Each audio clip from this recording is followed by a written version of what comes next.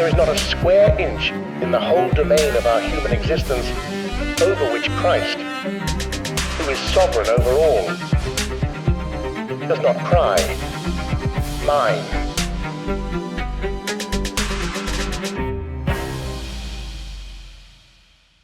There you are, standing at the heart of the state of Florida's public square. On one side, you have the imposing walls of the state legislature, 22 stories tall. The Florida Legislative Building is only one of 4 in the country that scrape the sky. On the other side of this plaza is the Florida Supreme Court. It stands with classical aplomb. Built in 1948 at the height of the neoclassical architectural era, this white replica of a Greek temple provides a counterweight to the skyscraper across the way. Standing here, you feel the silent weight of law and justice pressing in from every angle. These buildings, separated by a little more than a stone's throw, represent the 2 essential engines of governance: the creation of law and its interpretation. In this narrow space between, the purpose of law itself is put to the test. Here, the notion of justice lives not in statutes or documents, but in the will to pursue what is right, what is true, and what is beautiful. And it's upheld by the individuals bound to ideals greater than themselves. It's a place where the abstract becomes real, where lofty values meet the practical decisions that shape society. Now, in such a setting, the role of one person can seem small against the towering institutions and well-trodden paths of history. Yet, time and again, individuals have proven that the courage of a single person can change the direction of laws, sway the outcomes of cases, and redefine the meaning of justice itself. When one man steps forward to champion what he believes is right, he holds within his hands not only the possibility of his own transformation, but the potential to inspire others to seek truth and beauty, serving the common good.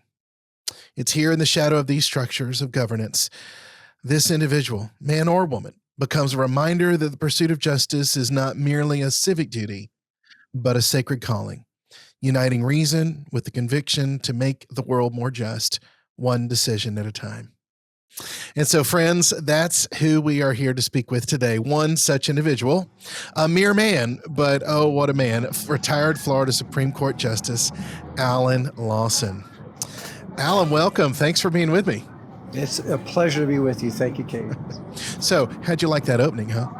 That was really good. Yeah, I'm impressed. Do you stand with a plum like the building you were in?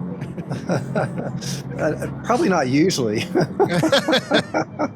I may try. Well, friends, I want y'all to know Alan is joining us from a very unique place. He is in Honduras, where he and his wife travel frequently and stay for weeks and months on end to serve in the community there. And so Alan, describe your setting for us, and what are we hearing in the background? Okay, so we're about 45 minutes away from the capital city of more than 2 million, Tegucigalpa, Honduras, and we're in a little village called Santa Ana.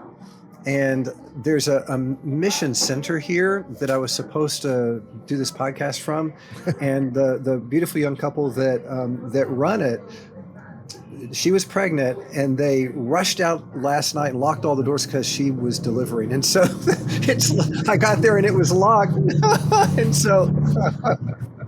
so we're on a street side cafe, and I just had some pupusas about 30 minutes ago. Oh. And it's a single street, and there are a lot of loud motorcycles that go by, some buses and construction trucks, but it's in front of me is a little booth with all sorts of things. It looks like probably little toy trucks and things like that they sell along the street. So it's an interesting scene.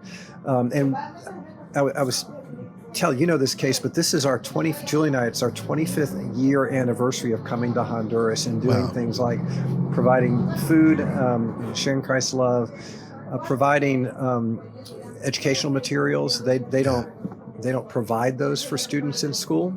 Oh my. And so they'll get a list of things that include toilet paper and pencils and paper and workbooks and everything that they would need, rulers and things like that. And if they can't afford that stuff, then they may go to school for a little while, but they won't stay because they just can't learn in that environment. And so we do the school supplies every year, and then we build houses. And this year we're building in Santa Ana, which is why I'm up here today. And it's our first concrete house that we're building. Okay. And we're building it for a little girl. Well, she's not a little girl anymore, a young lady who was 2 when we first met her in 1999. Oh, that's special. That's special. And now she has a family of her own. That's really neat. Well, one thing that Alan has always served me and our family for many, many years. When Alan was here in Orlando, I would take him to lunch at least once a year. And my question was, Alan, do you remember the question? I don't. Well, it was a very important one for me. How can my children turn out like yours? Yeah, I remember that. Just so blessed with your parenting. And so Alan is a good friend that has helped me to shape my children. Well, to our viewers and friends, welcome to Nuance, and where we seek to be faithful in the public square. I'm Case Thorpe, and just want to encourage you, as always, to like, subscribe, and share. Well, let me tell you a little bit about Alan. So when Justice Lawson was appointed to the Florida Supreme Court in 2016, he brought with him a wealth of experience from years serving as a judge in the 5th District Court of Appeal and as a circuit judge in the 9th Judicial Circuit. His judicial philosophy is grounded in a belief that the role of the courts is not to legislate from the bench, but to interpret the law as it stands, respecting the separation of powers. His career reflects a lifelong dedication to pursuing justice, not just as a profession, but as a mission. He currently is a lead partner in Lawson, Huck & Gonzalez, based in Tallahassee, married to the amazing and talented Julie, and with 2 adult children and 3 grandchildren. And like you hear, he is joining us from Honduras. And I love that you're bringing some color to this very boring Presbyterian kind of podcast. Well, let other folks get to know you a bit better. Could you just give us a quick overview of your life's journey, and particularly your encounter with Christ and growth with Him through these years? Okay. So I was born in a very loving Christian home, born in Lakeland, Florida, a multi-generational Floridian. On my dad's side, my mom is from North Carolina originally. And then we moved to Tallahassee when I was 2 years old. Dad worked for the state of Florida. Mom was an RN, and grew up and accepted Christ at an early age, 9, and took that very seriously, that relationship very seriously. So I had, I very prayerfully considered what I wanted to do in life, and in terms of career, I decided ultimately that I wanted to be an Air Force fighter pilot. And so I did not know this. In high school, I applied for the United States Air Force Academy and was the principal nominee to the U.S. Air Force Academy from our congressional district. And so they have a principal and then 10 alternates in case the principal gets knocked out for any reason. I was so overconfident, I thought there's no way I'm going to get knocked out. So I didn't really have a plan B. And a couple weeks before I was supposed to leave, found out that I did get knocked out because of something that was going on with my kidney. That the doctor at the, they did some medical tests, and it looked like I might have kidney disease. And so I went into the hospital as a senior in high school. Oh my goodness. And the test was done before I got the final answer 2 weeks before I was supposed to leave, and did a kidney biopsy. And the ultimate answer was I didn't have kidney disease, but they disqualified me anyway. And so I got the word 2 weeks before I was supposed to leave that I wouldn't be going. I ended up going to Tallahassee Community College, and got my EMT certificate, figured I could use that, and I was considering medicine. And I just took a variety of classes to decide what I wanted to do. I continued to work as an EMT throughout college and law school.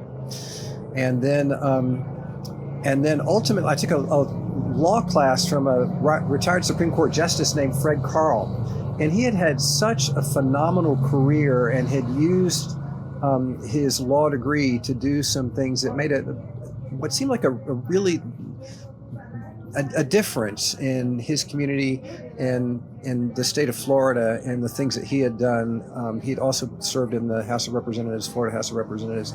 And I decided, that just appealed to me. And I'm very, very analytical, very logical, and so the law was appealing, and his career was sort of inspired me. So I went to law school. After graduating from Clemson, finished up at Clemson, came back to FSU, got my law degree, and then practiced civil litigation for a number of years.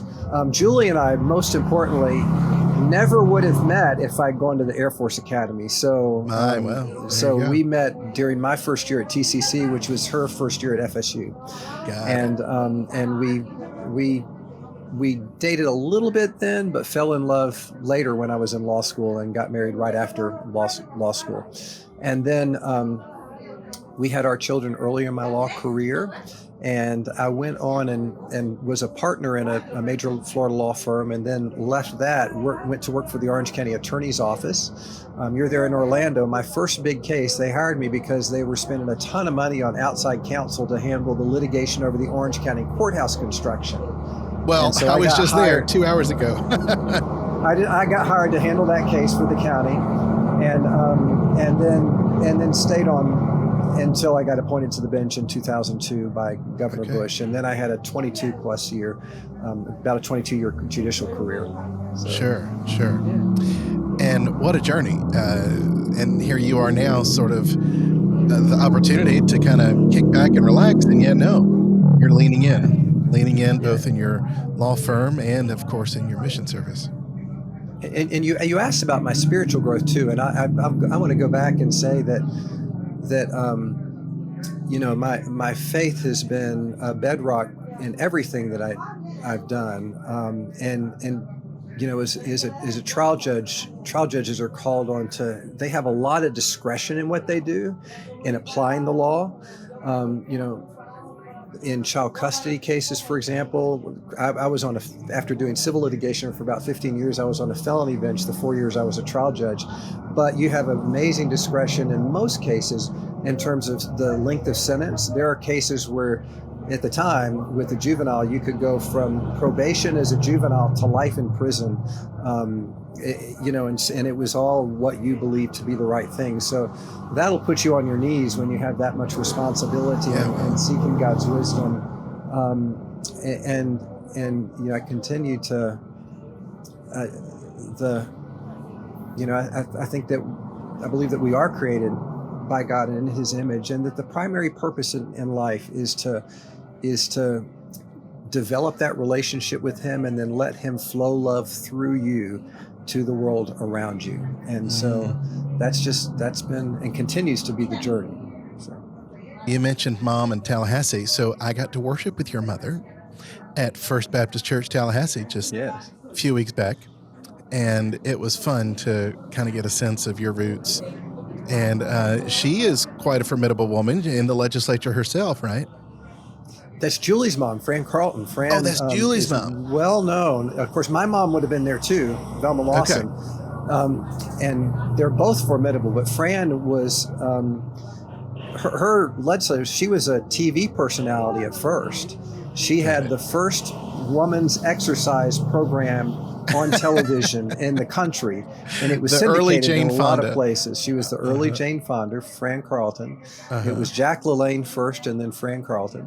And Governor Reuben Askew put together a council on physical fitness, and asked Fran to join that council, and they came up with recommendations that they brought to the legislature, and the legislature didn't pass them. And so Fran decided she was going to run for the legislature, and she did, and she won, and then she passed them herself the next year. Goodness. But she was there weren't a lot of women in the legislature back then. I think 12 maybe in the House. This is the 70s or 80s? 70s, yeah. And so she was up in leadership and had a really important position. She was very formidable, and then left there because she needed to spend more time in Central Florida. Her mom had some dementia issues, and she became clerk of court and served in that capacity in Orange County for a a number of years. Very special. So, yeah. So, I mean, there's legislation in the blood, there's community service in the family. Now, you and I have talked about this before, but I feel like if I were a judge, it would be very hard to find myself in a legal situation where there's a conflict between your moral and ethical beliefs, but also how you have to uphold the law in certain ways that might not be what Alan would prefer. How do you navigate through that? So the hardest decisions that I made as a judge were really on the trial bench, and they were decisions where your discretion was curtailed.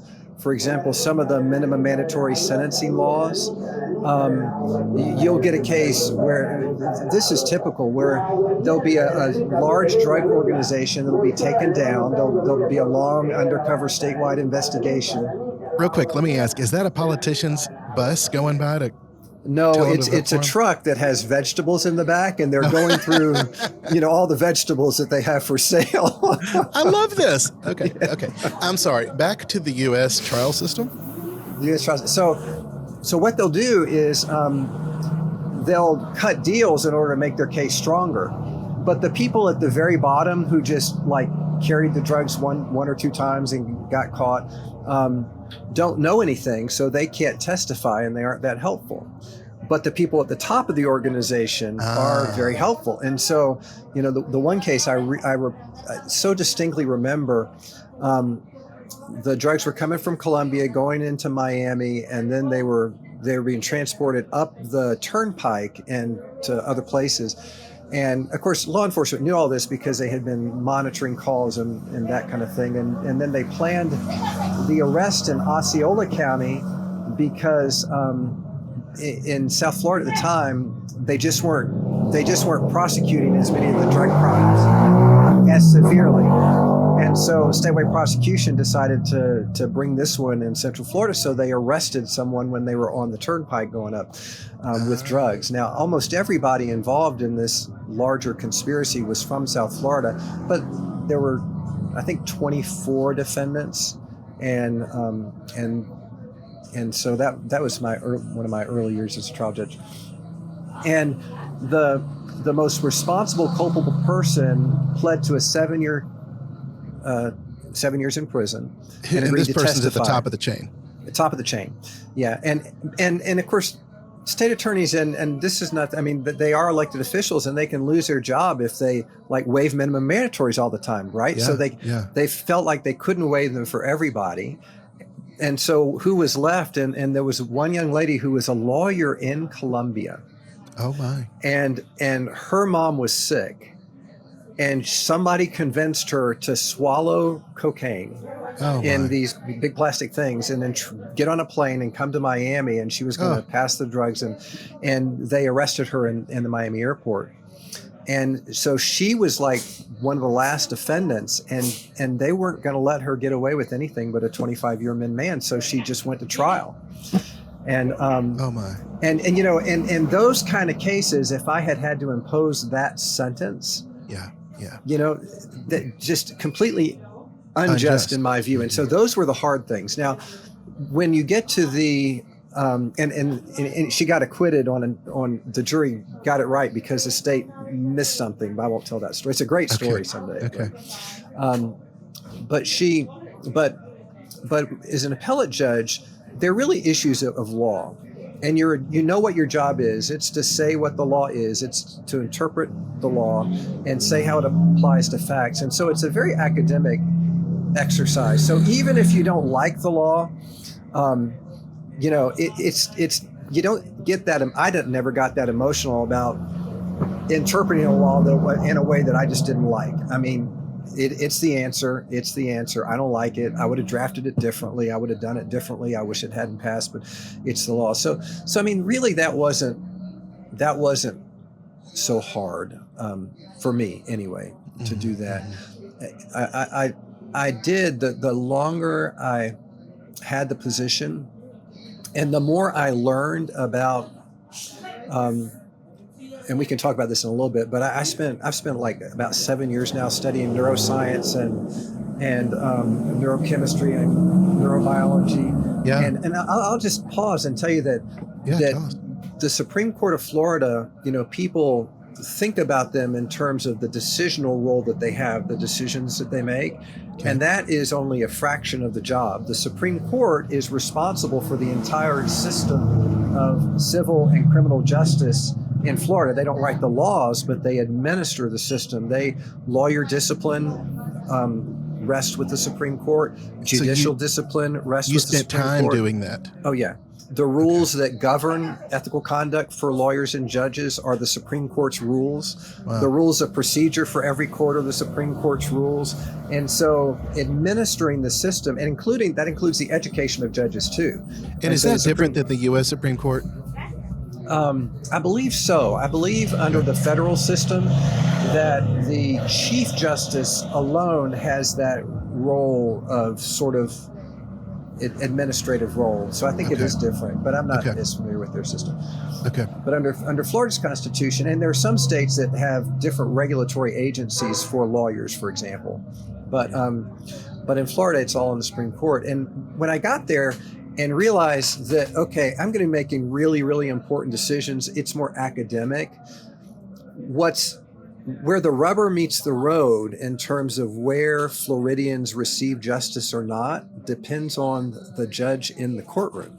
Sure. How they show up and the job that they do. And so the thing that really got me most excited about the role as a Supreme Court justice was the ability to influence the education and training of trial judges and to really get to know them and really do a lot of speaking and on how do you make good decisions? How do you be objective? And so it was in that context that I started studying neuroscience because, how do we even perceive things? How do we become more objective? Those kind of questions led me down that path. So, well, how do we learn? How do we transform?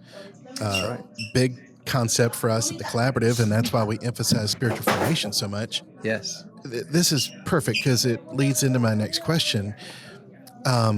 Since you had the opportunity to care for and shape and form so many judges and others in the system, over the course of your career, are you more or less encouraged with the integrity of the system or the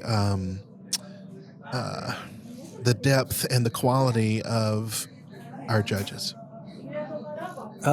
I'm very encouraged. I know so many of them, and I think, we lose sight of the fact that we have the best system that the world has ever devised, sure. Right? And that we pour more resources into it than most places around the world. Yeah. And then we focus solely on the problems, and we have a long way to go. We do have a long way to go. And a lot of that is that our judges are, and hopefully AI and things will help as technology advances, but they really are overburdened. And it's hard to get, when you have, like, even when I was there, it was like 2,000 felony cases a year. And that were new cases. And wow. Many of them you saw more than once because you put someone on probation, they'd violate and you'd see them back. It was just like this. And it's hard for people to maintain confidence in a system that is rushed all the time. Mm-hmm. Right? Because when you get there, you need to see that jurist is giving your case the full-time attention that it needs, and it's just almost impossible in a rush system. Well, my next door neighbor is a federal immigration court judge, and I'm just so blown away by a lot of her stories and experience, but she's exhausted, she's overwhelmed, she knows that she'll never see the bottom of her docket. Yeah. And then you mentioned about the amount of money and intentionality in our system. So you knew, I imagine, Amanda Cowan. Amanda sadly passed and is now in glory, but she took me one time with her to the Orange County Jail where she served in the prosecutor's office. And I was blown away by the experience itself.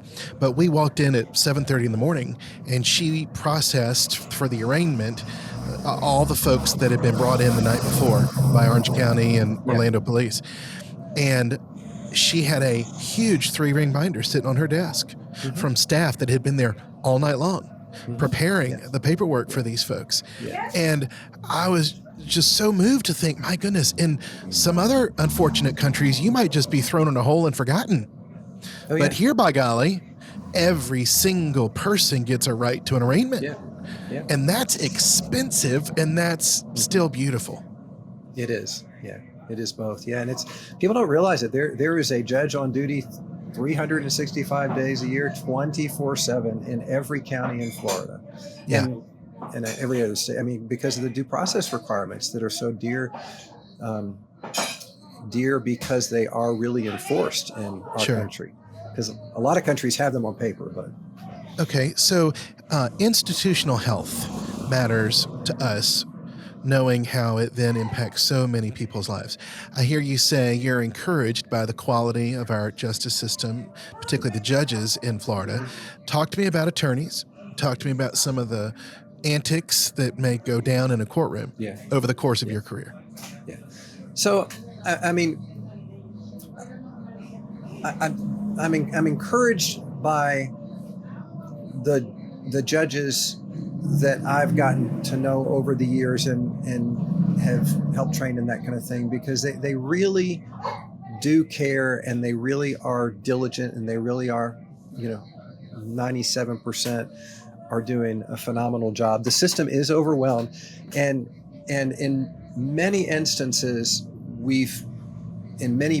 particularly the urban areas, sort of devolved to a point where the lawyers aren't doing necessarily the best job, and there are a lot of arguments that are made that just aren't valid, that shouldn't be made, and that kind of thing. So I see that more now that I'm back in practice than I did on the Florida Supreme Court, because on the Florida Supreme Court, it was a high level generally of practitioners who are coming in front of us, and so there is a lot of breakdown in our system, and in our civil justice system, it's very difficult because things are expensive and they take a long time, and so we do have a ways to go. The legislature over the last 5 years, maybe a little longer, has really focused on that and has been giving the branch more resources.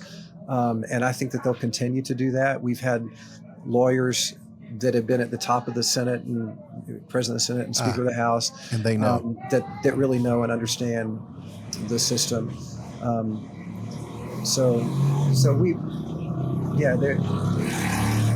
And what you also find is that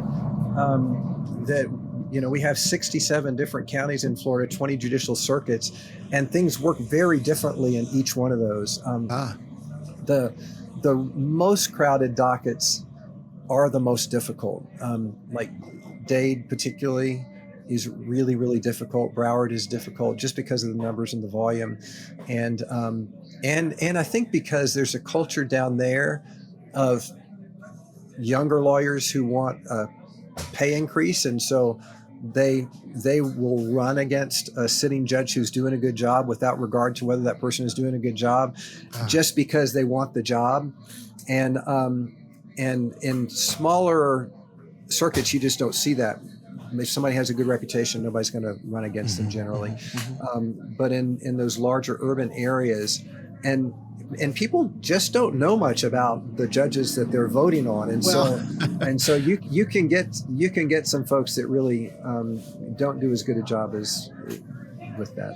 Well, I have to admit, I in this most recent voting cycle, I looked up all of my amendments and referendums and candidates and feel like I made informed decisions. When it came to the judges, I couldn't find anything online. I didn't know how to say, yes, keep them, no, not.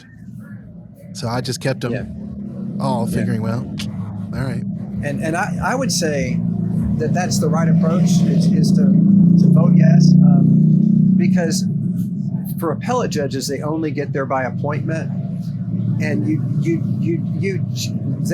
get screened, and they're well qualified and That's are right. going to do a good job. So, and the system is designed for the public to be able to get rid of a bad judge. And Yeah. there are redundancies in the system because we have judicial discipline by the Supreme Court through judicial qualifications commissions. Okay. Judges will get removed for misconduct before they ever get to a yes or no vote for merit on a ballot. retention. And then it's at the trial court level where we have open elections that we get some folks that are not as qualified as you'd like to see on the bench. Now, you came to the end of a very successful run on the state Supreme Court. Tell us about that call to close that chapter and move into private practice. Well, I'll say first, when I left the court and left the judicial branch, I didn't know I was going to go back into private practice. I didn't have a plan. It was there's so many factors that went into that decision because I loved the people I worked with. I loved the court. I loved the job. There's so many things about it I really, really loved. I just knew it was time for something different, and I didn't know what that something different was. And so it was like a moment of deep clarity and real insight when I felt like I heard from the Lord that this is what I'm supposed to do. And I got a glimpse of a future that was dim, but it was like, you need to be done with the constraints that are on a judge. So as a judge, you can't do anything political, essentially, in Florida. And so you can't take a stand on any issues. You can't give your opinion on any political issue and that kind of thing. And you're very limited in what you could do in terms of public discourse. And you can't ask people to come alongside you and do the kind of things we're doing in Honduras, right? Because, so I felt so constrained by some of those rules and things that I wanted to accomplish and do in life.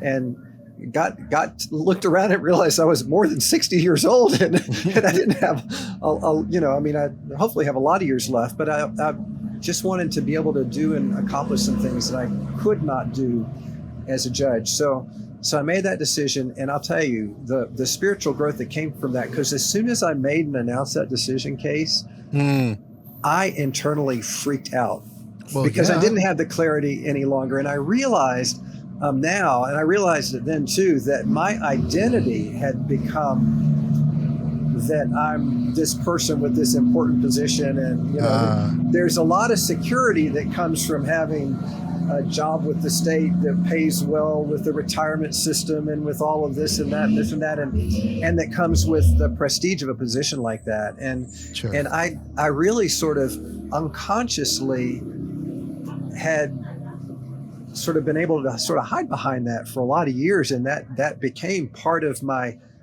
trust wasn't really where it needed to be. And so when all the certainty of those things, when it was clear that those were going to be stripped away because I was leaving that job, it really shook me to my foundation. And so it wasn't an easy time.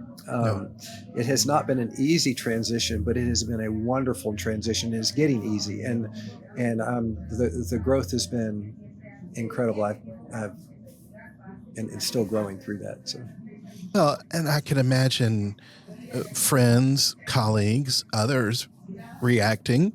What? You can't do this. Like, this is the pinnacle of power and career. And so you're then thinking, did I hear that call right? Right, exactly. But yet you did. You acted on it.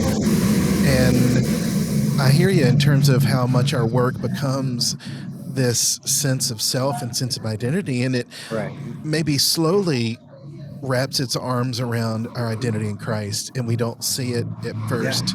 We don't see it long term, and then we have to face it at times. That's very powerful.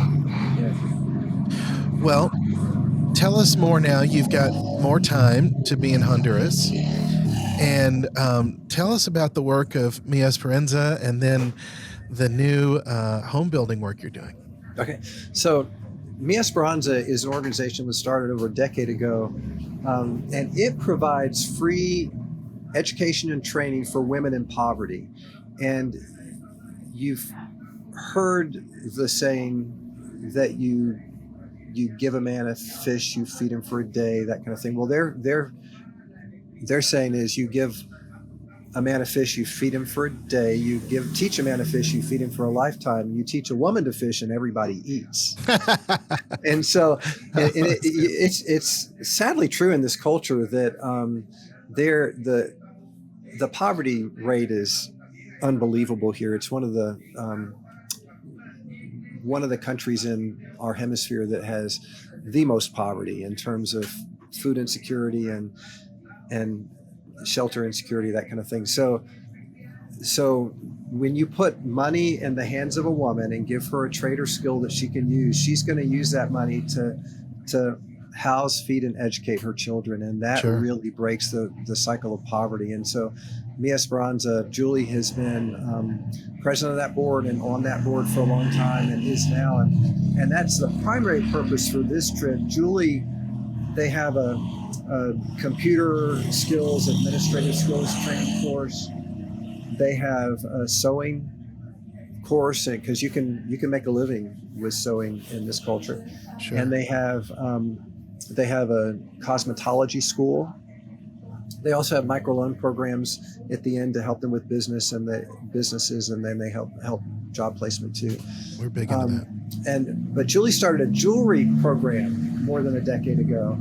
And so every year she comes down and designs with her women, and then they do the production, and all of the money all the profit that comes from selling the goods goes back into the educational program. So, and it's a fair wage. They call it a living wage. It's above the fair wage standard, what Mi Esperanza pays its women who work. Well, I don't know if you know this. When we were at your place a few weeks back, I bought Jody, my wife, a number of bracelets that Julie and her women had put together, and she loves them. Good That's stuff. Fantastic. Julie mentioned that. That's fantastic. Now you're branching out into another phase of this work. Yes. Tell us about that. We've been with groups, and sometimes just on our own, coming down and building houses for folks, and giving out school supplies and food in areas where they have food insecurity for a number of years, and working with a couple who's been doing that. This is our 25th year anniversary. Our first year was 1999. Yeah. And this other couple, Mark and Lori Connell, their first year was 1999. Now, we wouldn't meet each other for almost another decade, but Lori is one of the co-founders of Mi Esperanza, the organization that Julie is so involved in. And we just decided that it would be good to formalize this with a 501c3, so that when we brought other people down, it would make it easy for them to get the tax deduction and do all that, and that we would have accounting that we could get audited, so that there was accountability for all the funds that flowed through our hands and that kind of thing. So it's good for the Supreme Court justice to get his stuff in legal order. Yes, exactly.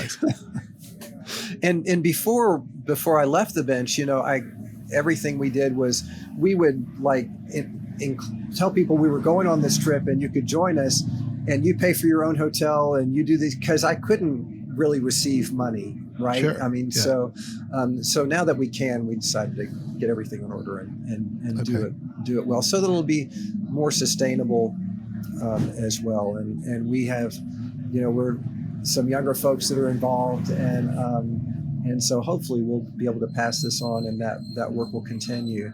And we want to continue to bring folks from the States. In terms of, when we build down here, we involve Hondurans, because that gives them income, and it really, really helps with the economy here. Yeah. For those that come from the States, what it really does to your heart, when you are able to give with no thought of return, because you're not going to get anything back, from what you're doing down here. When you see how so much of the rest of the world lives, and how so much of the world has lived throughout human history. True, that's right. It gives you a sense of gratitude and appreciation for what our country and its Constitution have produced, I think it makes us better. And so that's why I like to bring people down to enjoy, come alongside the folks down here and working on those projects. I would imagine you're familiar with the book Toxic Charity. Yes. And what I hear you describe is so much the opposite of that, an attempt not to fall into some of those traps. Tell us, our listeners, a little bit about the Toxic Charity convictions, and then how y'all are trying to do healthy work. So the Toxic Charity is when you come down and work in a way that people become dependent on you, and that you're just like, just sort of giving away toys and giving away this and giving away that. And with the houses that we build, what we find, and there's so much need, but it's so incredible when somebody doesn't have a safe, dry place to live. It affects everything. Those kids are not going to get a good education. They are not going to grow up healthy. They are not, it just affects everything. And so, by necessity, we find folks that are struggling, but they're making it the best that they can. And so if, they have to have their own land. Okay. And there are ways that they can get land with help from their government, and that kind of thing. Yeah. But they already have a sustainable way to get some income in to help with food and that kind of thing. But they're living in a condition where it's just dirt and sticks and mud and whatever you can get to put over your head. Yeah. Scraps of tin and plastic to go over your head. And so when you can go in and raise them out of the dirt and give them a door that they can lock and give them, just a comfortable place to rest at night, a comfortable place for the kids to study, you can make a generation. There's nothing toxic about that. You can just make a generational change because you just elevated them in an incredible way. And then for those families, we go alongside and we'll go in and just buy school supplies for large groups of kids every year. And the families that benefit from that, the neighborhoods that we're in, some of them can afford some of those supplies, and maybe all of them, probably not. But it frees up other money to allow them to invest in the family. And it's not like there's excess money to do anything anyway at the level that we're talking about. But so everything we do is done in a way that we can have that touch, share the love of Christ, and then just go on and help another family. So it's Alan, this theme of justice is just so prevalent in your life, from the top of this chain to the bottom. Reflect on our God, and that He is a God of justice. What does that mean to you? In the grand scheme, it means that all wrongs will be righted, right? And one of the things I've been focusing on lately is there's so many nuances in what it takes to be a just society. And when we bring groups of lawyers down here, there's a wonderful American organization called the Association for a Just Society that works in Honduras. They may work in other places. It's a Christian organization. Oh, Casey would love their website. Okay. You would love everything about them. I'm going to put them in our show notes. They'll do something like, the last time I visited with them, they had just gone in and realized that, so Honduras they pay teachers all over the country, right? Mm-hmm. A lot of these teachers wouldn't show up for class. They would just get a paycheck. There was no accountability whatsoever. Wow. And some of the teachers would pay somebody a pittance who didn't even read or write, just to sit in the classroom. Oh my. So that the teachers could, do whatever they wanted to do and go have another job or whatever. So AJS went in and they did this report, and the numbers were astounding. And they didn't expose it. They didn't do anything. What they did, they went to the president of the country and they said, this is what we found. They went to Congress. They said, either you do something about it and we'll work with you to help you do something about it, or we are going to go to the press and we are going to. And so very quietly, the government, the next year, they cracked down, and the next year it was like, it completely changed the educational system. Wow. And in terms of the gang controlled areas, there are neighborhoods here where the gangs just do whatever they want to whoever they want, whenever they want.